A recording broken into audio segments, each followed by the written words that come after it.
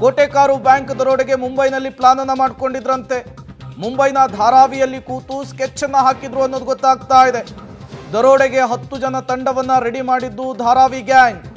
ದರೋಡೆ ತಂಡ, ದಿನ, ಸಮಯ ಎಲ್ಲವೂ ಕೂಡ ಧಾರಾವಿ ತಂಡದಿಂದಲೇ ನಿಗದಿಯಾಗಿತ್ತಂತೆ. ಕೋಟೆಕಾರು ಬ್ಯಾಂಕ್ ದರೋಡೆಗೆ ಮುಂಬೈನಲ್ಲಿ ಪ್ಲಾನ್ ಹಾಕಿದ್ರು ಅನ್ನೋದು ಗೊತ್ತಾಗ್ತಾ ಇದೆ.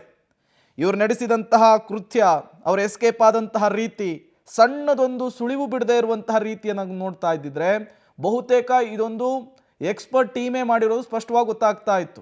ಜೊತೆಗೆ ಇವರು ಯಾವುದೋ ಒಂದು ಹೊರ ರಾಜ್ಯದಿಂದ ಬಂದೇ ಈ ಕೆಲಸವನ್ನು ಮಾಡಿ ಎಸ್ಕೇಪ್ ಆಗಿದ್ರು ಅನ್ನೋದು ಕೂಡ ಮೇಲ್ನೋಟ ಗೊತ್ತಾಗ್ತಾ ಇತ್ತು. ಇದೇ ಆ್ಯಂಗಲ್ನನ್ನು ಆಧರಿಸಿಯೇ ಈಗ ಪೊಲೀಸರು ಇನ್ವೆಸ್ಟಿಗೇಷನ್ ಇರಿದಂತಹ ಸಂದರ್ಭದಲ್ಲಿ ಇವರ ಜಾಡನ್ನು ಪತ್ತೆ ಹಚ್ಚುವಂತಹ ಕೆಲಸವನ್ನು ಮಾಡಿದ್ದಾರೆ. ಹಲವು ವಿಚಾರಗಳು ಕೂಡ ಗೊತ್ತಾಗ್ತಾ ಇದೆ. ಮತ್ತಷ್ಟು ಡೀಟೇಲ್ಸ್ ಕೊಡ್ತಾರೆ ಸುಖಪಾಲ್, ನೇರ ಸಂಪರ್ಕದಲ್ಲಿ ಜಾಯಿನ್ ಆಗಿದ್ದಾರೆ. ಸುಖಪಾಲ್, ಗ್ಯಾಂಗು ತಮಿಳುನಾಡಿನದ್ದು, ಟಾರ್ಗೆಟು ಕರ್ನಾಟಕದ ಮಂಗಳೂರು, ಬಟ್ ಪ್ಲಾನ್ ಮಾಡಿದ್ದು ಮುಂಬೈ ಯಾಕೆ ಅಂಥೇಳಿ, ಮುಂಬೈಗೂ ಈ ರಾಬರಿ ಪ್ರಕರಣಕ್ಕೂ ಇರುವಂತಹ ಲಿಂಕ್ ಏನು ಅಂಥೇಳಿ? ಪ್ರೇಮ್, ಈ ರಾಬ್ರಿ ಮಾಡಿದಂಥ ಗ್ಯಾಂಗ್ನವ್ರು ಯಾರು ಇದ್ದಾರೆ ಅವರೆಲ್ಲರೂ ತಮಿಳ್ನಾಡಿನವರು. ಆದರೆ ಅವರು ಸೆಟಲ್ಡ್ ಆಗಿರುವಂಥದ್ದು ಮುಂಬೈನ ಧಾರಾವಿಯಲ್ಲಿ.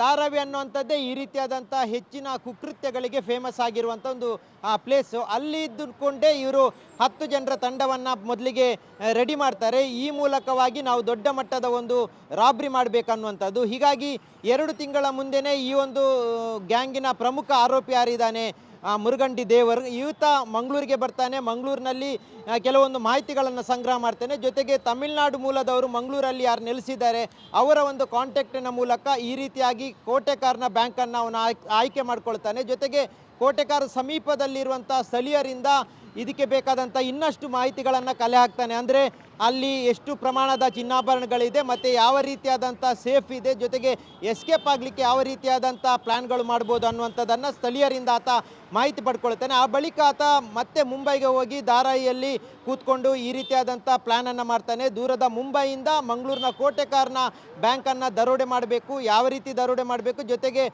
ಯಾವ ರೀತಿಯಾದಂಥ ಪ್ಲ್ಯಾನ್ ಇದು, ಅದು ಟೈಮ್ ಆಗಿರ್ಬೋದು, ದಿನ ಆಗಿರ್ಬೋದು, ಇದೆಲ್ಲವನ್ನು ಆತ ಅಲ್ಲಿ ಕೂತ್ಕೊಂಡೇ ನಿರ್ಧಾರ ಮಾಡ್ತಾರೆ. ಆ ಬಳಿಕ ನೇರವಾಗಿ ಅವರ ತಂಡ ಕಾರನ್ನು ಹಿಡ್ಕೊಂಡು ಕಾರ್ನ ಮೂಲಕವೇ ಕಾರನ್ನು ಚಲಾಯಿಸಿಕೊಂಡು ಮಂಗಳೂರಿಗೆ ಬರ್ತಾರೆ. ಮಂಗಳೂರಿಗೆ ಬಂದು ಶುಕ್ರವಾರದ ಮಧ್ಯಾಹ್ನದ ಹೊತ್ತಲ್ಲೇ ಈ ರೀತಿಯಾದಂಥ ಒಂದು ದೊಡ್ಡ ದರೋಡೆಯನ್ನು ಮಾಡಿರುವಂಥದ್ದು ಇದು ತನಿಖೆಯ ವೇಳೆಗೆ ಬಹಿರಂಗಗೊಂಡಿದೆ. Prem, okay, thank you Sukhpal ತಮ್ಮೆಲ್ಲ ಮಾಹಿತಿಗಾಗಿ.